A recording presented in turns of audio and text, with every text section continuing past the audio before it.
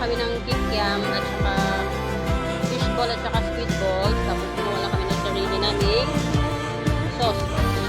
Fishball. Ayan na girl. O, yan. Ulam kami na kanila. Diba?